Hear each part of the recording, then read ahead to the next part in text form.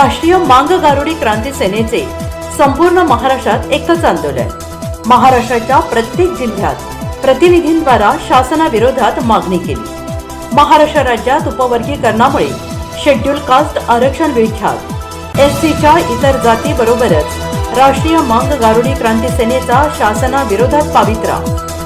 नागपूरसह मुंबई, पुणे, नाशिक, लातूर, जळगाव, नांदेड, सोलापूर, गोंदिया, भंडारा, यवतमाळ, वर्धा, बारामती, उमरेड, मुंडीकोडा आणि महाराष्ट्रातल्या प्रत्येक जिल्ह्यात राष्ट्रीय मांग गारुडी क्रांती सेनेच्या पदाधिकाऱ्यांनी जिल्हाधिकारी कार्यालयावर मोर्चे ठोकले। शेड्यूल कास्ट आरक्षणामध्ये उपवर्गीकरणाचा विषय फार जोमात चालला आहे आणि या शेड्यूल कास्ट उपवर्गीकरण आरक्षणामध्ये मांग गारुडी जातीला न्याय मिळेल की नाही हा प्रश्न सतत उद्भवतो। म्हणूनच राष्ट्रीय मांग गारुडी क्रांती सेनेच्या पदाधिकाऱ्यांनी महाराष्ट्रातील सर्व जिल्ह्यात आपल्या प्रतिनिधींमार्फत जिल्हाधिकारी यांना महाराष्ट्र शासनाकडे दाद मागितली। राष्ट्रीय मांग गारुडी क्रांती सेनेचे संस्थापक उत्तम मानकर, राष्ट्रीय अध्यक्ष बाळासाहेब राखपसरे, राष्ट्रीय युवा अध्यक्ष दीपचंद शेंडे, राज्याचे अध्यक्ष विजय बोडखे, महाराष्ट्र युवा अध्यक्ष मंगल लोंढे, बळीराम उपारे, अनिल लोंढे आणि इतर कार्यकर्त्यांनी मोठ्या संख्येने सहभाग घेतला।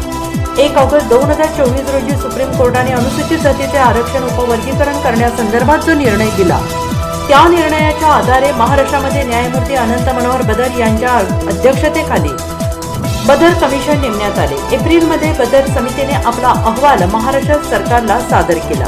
लागलीच महाराष्ट्र शासनाचे मुख्य सचिव राजेश अग्रवाल यांच्या अध्यक्षतेखाली प्रशासकीय कमिटी गठीत करण्यात आली। याबद्दल बदर समितीचा अहवाल उघड न करता त्यावर हरकती, सूचना, दुरुस्त्या, मते मागवण्यात आल्या।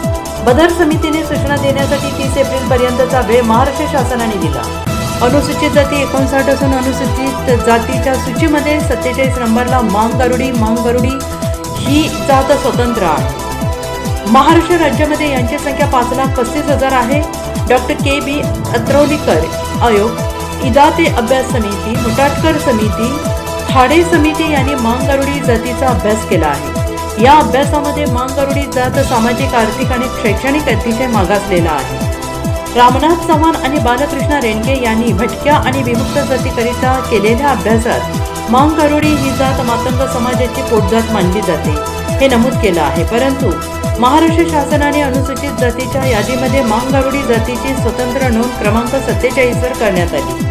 अनुसूचित जातीचा अभ्यास करताना काही समितीने मांग गारुडी ही मातंग समाजाची पोट जात मानली जाते असे नमूद केले आहे। मांग गारुडी आणि मांग गारुडी जातीला आरक्षण हे मांग मातंग समूहामध्ये मिळणार आहे की मांग गारुडी जातीला स्वतंत्र आरक्षण मिळणार आहे हा राज्य सरकारने खुलासा करून द्यावा।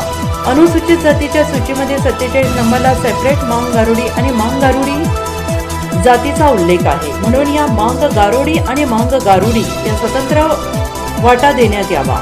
भारताला स्वातंत्र्य मिळून 79 वर्ष झाली, परंतु मांग गारुडी जातीला आजपर्यंत न्याय मिळाला नाही। मांग गारुडी अजूनही सामाजिक दृष्ट्या अतिशय मागासलेला आहे। त्यांना प्रगत समाजाच्या बरोबरीने आणणे हीच खरी सामाजिक न्यायाची व्याख्या आहे। एखाद्या घटकाला न्याय मिळत नसेल तर त्याला उचलून मुख्य प्रवाहात आणणे ही शासनाची जबाबदारी आहे। डॉक्टर बाबासाहेब आंबेडकर यांच्या विचारांचा दाखला देत असताना समाजातील सर्वात शेवटच्या घटकापर्यंत संधी आणि हक्क पोहोचले पाहिजे। मांग गारुडी समाजाने संपूर्ण महाराष्ट्रात प्रत्येक जिल्ह्यातील प्रतिनिधींमार्फत जिल्हाधिकारी कार्यालयात 6 सूत्रीय मागण्यांचे पत्र दिले। या मागण्यात बदर समितीने अहवाल तात्काळ सार्वजनिक करावा, अ, ब, क, ड आरक्षण उपवर्गीकरण करताना क्रिमिलेअरची अट लागू नये, अनुसूचित जाती समूहातील सर्व 59 जातींना प्रातिनिधिक स्वरूपात विचारात घेऊन कोणताही निर्णय घ्यावा, अ, ब, क, ड आरक्षण उपवर्गीकरण नियमावलीची अंमलबजावणी नेमकी कशी होणार याबाबत शासनाने स्पष्ट भूमिका मांडावी। एका गटात पात्र उमेदवार उपलब्ध नसल्यास ती जागा ओपनमध्ये रूपांतरित होणार का की अनुसूचित जातीतील इतर गटामध्ये वर्ग केला जाणार हे स्पष्ट करावे।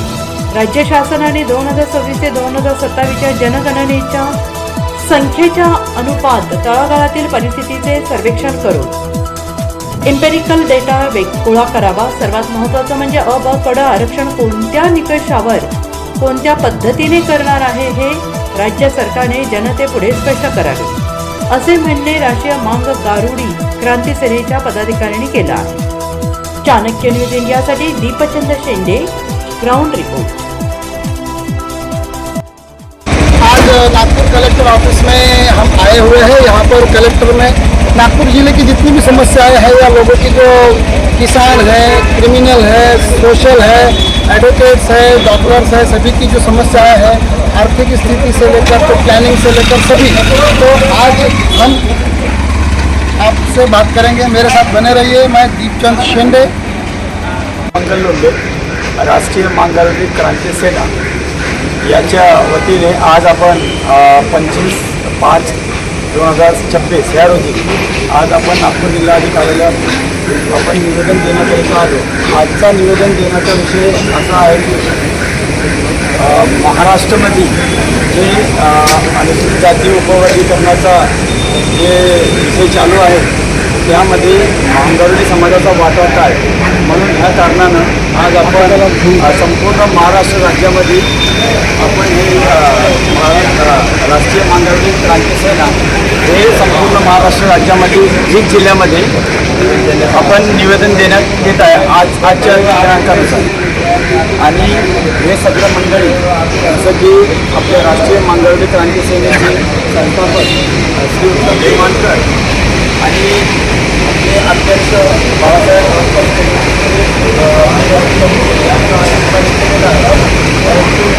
आपले नागपूर शहराचे अध्यक्ष शंकरजी बंडू काळे हे आणि साहेबांना हीच मागणी करत आहोत. आम्हाला उपवर्गीकरणामध्ये कुठेही कोणत्या जातीसोबत समाज न करता पर्सनली द्यावा, ही अशी आमची मागणी आहे. आणखी दुसरी एक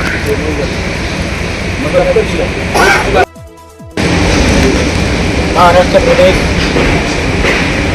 महासचिव आणि जिल्हाध्यक्ष श्री बळीभाऊ आणि शहराध्यक्ष श्री मंगलजी शंकर उभाडे